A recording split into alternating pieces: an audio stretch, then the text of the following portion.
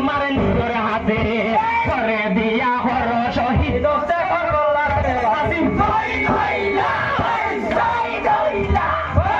আমার কবি